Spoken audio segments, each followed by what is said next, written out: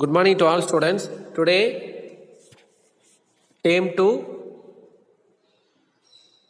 Unit 1, poem that are titled Teamwork. So, teamwork, what do you mean teamwork? Singular செய்யறது teamwork. சிங்கிளாக ஒரு sports எல்லாம் சொல்லு. Single மேனாக இருக்கிற ஒரு sportsman, long jump, high jump, single running 400 metre ஓடுவாங்க, 1500 மீட்டர் ஓடுவாங்க, 800 மீட்டர் ஓடுவாங்க. நெக்ஸ்ட்டு இந்த ஷார்ட் புட்டு, அதுக்கப்புறமேட்டு ஜாவ்லின். ஸோ சிங்கிள்ஸாக வந்துட்டு இந்த மாதிரி பண்ணுவாங்க. சிங்கிள் பேட்மிண்டனு, இதெல்லாமே தனிப்பட்ட முறையில் ஒருத்தர் வின் பண்ணாங்கன்னா அவங்கள மட்டுமே சார்ந்து வின் பண்ணுற இதை சொல்லுவாங்க, நல்லா விளையாண்டாங்க அப்படிங்கிற மாதிரி. இப்போ டீம் ஒர்க் அப்படின்னா, இப்போது கிரிக்கெட்டில் 11 பேர் இருக்காங்க. இப்போ வின் பண்ணாங்க அப்படின்னா தனிப்பட்ட முறையில் ஒருத்தரை வந்து கொண்டாடிட்டு இது பண்ணுறதில்ல. ஸோ இந்தியா வின் பண்ணிச்சு அப்படின்னு தான் சொல்லுவாங்க. ஓகேவா? ஸோ டீம் ஒர்க், அந்த இந்தியா வின் பண்ணிச்சு அப்படிங்கிற இடத்துல வந்து அந்த 11 பேர்த்தையுமே குறிக்கும், 11 பேர் எடுத்த எஃபர்ட்டை குறிக்கும். ஸோ அவங்க 11 பேர் சேர்ந்து எப்படி வின் பண்ணணுன்ட்டு பிளான் பண்ணி பண்ணனால வின் பண்ணாங்க. ஸோ அதான் டீம் ஒர்க். ஸோ அந்த டீம் ஒர்க்கில் எப்படியெல்லாம் என்னென்னலாம் இருக்கணும், எப்படி இருந்தால் லைஃப் சக்ஸஸ் ஆகும். ஸோ அதுக்கு முன்னாடி இது எழுதினவர் வந்துட்டு எட்கர் ஆல்ஃபர்ட் கெஸ்ட். இவர் வந்துட்டு இந்த 1985 இவரோட கேரியர் ஆச்சு. இவர் வந்து 14 இவரோட 14வது ஏஜிலிருந்தே வந்து எழுத ஆரம்பித்தார். சரி, ஹிஸ் ஃபர்ஸ்ட் அப்பியர்டு இன் த டெட்ராய்டு ஃப்ரீ ப்ரெஸ். இவரோட ஃபர்ஸ்ட்டு நாவல்ஸ்ன்னு பார்த்தீங்கன்னா, அதாவது பப்ளிஷ் பண்ணது பார்த்தீங்கன்னா டெட்ராய்டு ஃப்ரீ ப்ரெஸ் அப்படிங்கிற ஒரு நாவலை தான் வெளியிட்டார். His column was syndicated in over 300 newspapers. So அது ஒரு பெரிய லெவலில் பேசப்பட்ட அந்த டெட்ராய்டு ஃப்ரீ ப்ரெஸ் 300 செய்தித்தாளில் வந்துட்டு அதை பற்றி பேசுனாங்களாமா. சரியா? ஸோ நெக்ஸ்ட் பாருங்க, came the became known as, அதுக்கப்புறமேட்டு தான் இவரை என்னன்னு சொன்னாங்கன்னா the poet of the people, மக்கள் கவிஞர் அப்படின்னு இங்கிலீஷில் வந்து இவரை the poet of the people அப்படின்னு எட்கர் ஆல்ஃபர்ட் கெஸ்ட் அப்படிங்கிறவரை சொன்னாங்க. சரியா? மக்கள் கவிஞர். Guest was made poet laureate of Mexican அப்படின்னு என்னது, மெக்சிகன் ஆஃப் கவிஞர். சரியா? மெக்சிகனோட கவிஞர் அப்படின்னு வந்து இவரை சொன்னாங்க. The only poet to have been awarded the title, his poems often had an inspirational and optimistic view of every day in life. இவர் எப்பவுமே வந்து மோட்டிவேஷனல். ஸோ இப்போ அப்துல் கலாம் பார்த்து இளைஞர்களுக்கு வந்துட்டு மோட்டிவேஷன் கொடுக்குற மாதிரி ஸ்பீச் தான் பேசுவார், என்கரேஜ் பண்ணுற மாதிரி. ஸோ இவரோட நாவல்ஸு, போயமு எதா இருந்தாலுமே அப்படி தான் இருக்குமாமா. இவரோட போயம் எல்லாமே அப்படி தான் இருக்குமாமா. இன்ஸ்பிரேஷனல், ஆப்டிமிஸ்டிக், திறமையை வெளிப்படுத்துறது தனிப்பட்ட முறையில் இன்ஸ்பிரேஷன், மோட்டிவேஷன் கொடுக்குற மாதிரி தான் இருக்குமாமா. சரியா? ஸோ இப்போ பாரு, பாடத்துக்கு போகலாம். It's all very well to have courage and skill and it's fine to be counted stars. எல்லாருமே வந்து நல்லதே நினைப்பாங்க. எப்படி? கரேஜ் அண்ட் ஸ்கில், தன்னோட திறமைக்கும் தன்னோட ஸ்கில்லும் வந்துட்டு எல்லாமே நல்லதான் நினைப்பாங்க. Arts and it's fine to be counted a star. But அது வந்து ஒரு தனிப்பட்ட முறையில் நான் நட்சத்திரமாக தெரியணும் அப்படின்னு நினைக்க மாட்டாங்க. ஒரு டீம் ஒர்க்கில் தனிப்பட்ட முறையில் நான் நட்சத்திரமாக தெரியணும்னு நினைக்க மாட்டாங்க. ஸோ எல்லாருமே வந்து தன்னோட திறமைகளை வெளிப்படுத்துவாங்க நம்ம டீம் ஒர்க்குக்காக. But the single deed with its touch of thrill doesn't tell the man you are. So ஒரு வின் பண்ண உடனே doesn't tell the man you are, நீ தாயா சூப்பராக விளையாண்ட, நீ மட்டும்தான், இந்தியா டீம் வின் பண்ணல, நீ தான் வின் பண்ண அப்படின்லாம் சொல்ல மாட்டாங்க. ஸோ இந்தியா டீம் வின் பண்ணுது அப்படிங்கிற மாதிரி தான் சொன்னாங்க. ஸோ இந்த இடத்துல ஒருமையை பேஸ் பண்ண மாட்டாங்க, பன்மையை தான் பேஸ் பண்ணுவாங்க. அதாவது ஒரு டீம் ஒர்க்கை பேஸ் பண்ணுறது. அதுதான் first ஆன்சா.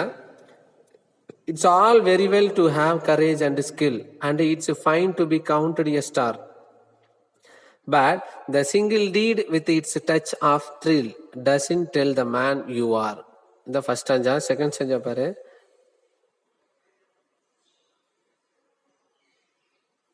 For there is no lone hand in the game we play. தனிப்பட்ட முறையில் யாருமே வந்து ப்ளே பண்ணுறது கிடையாது. We must work to a bigger scheme. So ஒரு விளையாட்டில் வந்து நம்ம விளையாடும் போது டீம் ஒர்க் அப்படின்னாவே கண்டிப்பாக வந்துட்டு பிளான் பண்ணணும். எந்த ஒரு வேலையை செய்யறதா இருந்தாலும் ஃபஸ்ட்டு பிளான் பண்ணணும். ஓகேவா? வடிவேல் சொல்கிற மாதிரி. இப்போ விராட் கோலியை இப்போ எடுத்துக்க 50 ஓவர்ஸ் அப்படின்னா இந்த பவுலர்ஸுக்கெல்லாம் எப்படி வந்து கொடுக்கணும், இவங்களுக்கு வந்து இப்படி கொடுக்கணுமா, இவங்களுக்கு ஃபர்ஸ்ட் ஹாஃப் கொடுக்கணும், அப்புறம் செகண்ட் ஸ்பெல் கொடுக்கணும், அப்புறமேட்டு 40 50 ஓவர் வரைக்கும் எது கொடுக்கணும், அதே மாதிரி 20 ஓவரில் ஃபர்ஸ்ட் 5 ஓவருக்கு யாரு கொடுக்கணும், எந்த மாதிரி கொடுக்கலாம், 9th 10th ஓவர் எப்படி கொடுக்கலாம், அது 19th 20 ஓவர் யார், அது மாதிரி பிளான் பண்ணுவாங்க. சரி, எந்த அந்த பவுலர்ஸுக்கு தகுந்த மாதிரி ஃபீல்டில் நிறுத்தி வைப்பாங்க. ஸோ அந்த மாதிரி எதாக இருந்தாலுமே பிளான் பண்ணும். And the thing that counts in the world today, it's how do you pull with the team. So அந்த மாதிரி பிளான் பண்ணாதான் நம்மளுடைய டீமை வந்து எந்த அளவுக்கு கொண்டு போக முடியும் அப்படிங்கிற பிளான் பண்ண முடியும். சரியா? ஸோ தனிப்பட்ட முறையில் இந்த இடத்துல no lone hand in the game. சரியா? தனிப்பட்ட முறையில் யாருமே வந்துட்டு இதெல்லாம் ஃபாலோ பண்ண முடியாது. தேர்ட் ஸ்டாஞ்சா பேரு, they may sound your price and call you great. They may single you out for fun, but you must work with your running mate or you are never win in the game.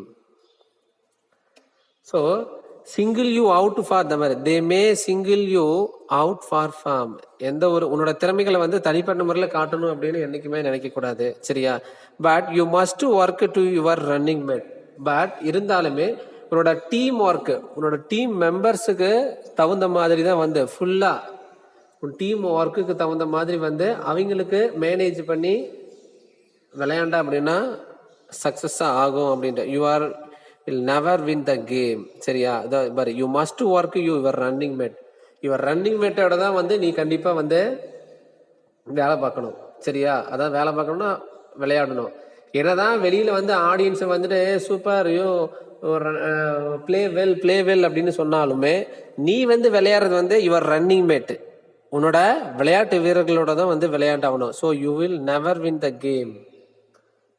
நீ வந்து அந்த ஆடியன்ஸோட வந்து விளையாட போறது கிடையாது. Oh never work of life is done. Oh never work of life is done. ஒரு லைஃப்ல வந்துட்டு ஒரு ஒர்க்கு முழுமை அடையாம இருக்கலாம். By the man with a selfish dream. சுயநலமா பிடிச்ச மாதிரி ஒருத்தர் இருக்கலாம். For the battle is lost or the battle is won. அதில் வெற்றியும் இருக்கலாம் தோல்வியும் இருக்கலாம். By the spirit of the team. So இதெல்லாமே வந்து தனிப்பட்ட முறையில் ஒர்க்கு வந்து முழுமை அடையாமல் இருக்கலாம். ஒருத்தர் வந்து செல்ஃபிஷ் ட்ரீமாக இருந்தாலுமே தன்னோட தனிப்பட்ட முறையில் சுயநலவாதியாக இருந்தான் அப்படின்னா அந்த இடத்துல வந்துட்டு வெற்றியும் வரலாம் தோல்வியும் வரலாம். By the spirit of the team. But அந்த ஸ்பிரிட் எல்லாமே டீமு ஒர்க்குக்கு சம்மந்தப்பட்டதாக தான் இருக்கணும். You may think it fine to be prized for skill, but a greater thing to do is to set your mind and set your will and the goal that just in view. So உன்னோட கோலை வந்துட்டு win பண்ணும் பொழுது அதனோட உன்னோட happiness வந்து தெரியும். It's helping your fellow man. Fellow மேன சக வீரர்கள். It's helping your fellow man to score when his chances hopeless seem. எப்போ வந்து உனக்கு நம்பிக்கை இல்லாம தெரியுதோ it's forgetting self till the game. நீ வந்து அன்னைக்கு என்ன எதை மறக்கணும், உன்னோட சுயநலத்தை வந்து மறக்கணும். சரியா? ஒற்றுமையா பாடுபட்டாதான் கண்டிப்பா வந்து வின் பண்ண முடியும் அப்படின்ட்டு. Till the game is over and fighting for the team. Opposite டீமோட என்னைக்குமே நீ வந்து வின் பண்ணணும். சரியா? ஸோ அப்போ இந்த போயம்ல என்ன சொல்றாங்கன்னா டீம் ஒர்க்கை பொறுத்த வரைக்கும் செல்ஃபிஷ் இருக்கக்கூடாது. தனிப்பட்ட முறையில் எதுவும் இருக்கக்கூடாது. டீம் 10 பேர் இருக்கிற இடத்துல 10 பேர்த்தும் சேர்ந்து எல்லாருமே ஹாப்பினஸா இருந்து விளையாடுறதான் வின் பண்ண முடியும் அப்படிங்கறத சொல்றாரு. சரியா? So team work is very very important. உனக்கு வந்துட்டு பாரு, இதுல வந்து பாரு ரைமிங் வேர்ட்ல வந்துட்டு பாரு ஸ்கில். இங்க பாரு skill, thrill, play, day, great, mate, done, one, skill, will, score, over. So இதெல்லாமே ரைமிங் வேர்டு. சரியா? மாதிரி star, are, scheme, team, form, game. Rhyming word உனக்கே தெரியும். எந்த ஒரு சென்டென்ஸாக இருந்தாலுமே அதோட லாஸ்ட் வேர்டு என்னவோ அதுக்கு தகுந்த மாதிரி அடுத்த லைன்ல வந்துட்டு கரெக்டாக வர்றது தான் வந்து ரைமிங் வேர்டுங்கிறது உனக்கு நல்லா தெரியும். சரியா? அதுக்கப்புறமேட்டு உனக்கு வந்து ஹோம்ஒர்க் வந்துட்டு இதில் நான் கொஸ்டின் கொடுக்குறேன். ஸோ ஐ திங்க் இன்னும் ஆஃப்டர் 3 டேஸுக்கு அப்புறமேட்டு வந்து உனக்கு ஆஃப் இயர்லி எக்ஸாம் வரப்போகுது. ஃபர்ஸ்ட் யூனிட் மட்டும்தான் உனக்கு ஆஃப் இயர்லி எக்ஸாம். ஓகேவா? ஃபர்ஸ்ட் யூனிட் மட்டும்தான். ஸோ அதுலேயே உனக்கு வந்து நான் மெட்டீரியலில் என்ன நான் ரெடி பண்ணிக்கணும் அதை தான் உனக்கு நான் டெய்லிக்கு ஹோம்ஒர்க் கொடுக்குறேன். உனக்கு நான் ஹோம்ஒர்க் வந்துட்டு கொடுக்கறது எல்லாமே டெய்லிக்கு நல்லா தெளிவாக படிச்சுக்கோ. நான் உனக்கு மெட்டீரியல் அப்புறமேட்டு நான் உனக்கு பிடிஎஃப் ஃபைலாக கொடுக்குறேன். ஓகேவா? ஃபர்ஸ்ட் யூனிட், அதுக்கப்புறமேட்டு செகண்ட் யூனிட்ல மெமரி போயம். செகண்ட் யூனிட்ல மெமரி போயம் உனக்கே தெரியும், என்னது, த ரயில்வே கேரேஜ். சரியா? Memory poem. அதுக்கப்புறமேட்டு லெட்டர் ரைட்டிங் வந்துட்டு இடையில இருக்கு. லெட்டர் ரைட்டிங் என்னன்னா, ஸோ ஒரு ஸ்கூல் வந்து ஆனுவல் டே வந்து ஃபங்க்ஷன் வருது. ஓகேவா? ஸோ அதில் வந்து ஒரு சீஃப் கெஸ்ட்டை வந்து நீ இன்வைட் பண்ணும். உன்னோட ஆனுவல் டே ஃபங்க்ஷனுக்கு வந்துட்டு, உங்கள் ஸ்கூல் ஆனுவல் டே ஃபங்க்ஷனுக்கு வந்துட்டு ஒரு சீஃப் கெஸ்ட்டை வந்து இன்ட்ரடியூஸ் பண்ணும். சரியா? அது வந்து ஸ்கூல் பீப்புள் லீடர் வந்து நீ இன்வைட் பண்ணுற மாதிரி, அதை நான் அப்புறமேட்டு சொல்கிறேன். ஸோ இப்போதைக்கு வந்துட்டு உன்னோட இமேஜ் வந்துட்டு ஆன்சர் த ஃபாலோயிங் கொஸ்டின்ஸ் வந்து கொடுக்குறேன். ஓகேவா? ஸோ அதுக்கப்புறமேட்டு பிறகு க்ளோஸரி கொடுத்துருக்க, deed, act, achievement, scheme, plan, form, glory, mate, companion, பார்ட்னர்னு சொல்லுவோம். ஸ்பிரிட், டிட்டர்மினேஷன், ஓவர், அப்ரிவேஷன் வந்துட்டு ஓவர் தான். ஓகேவா? Thanks to all students.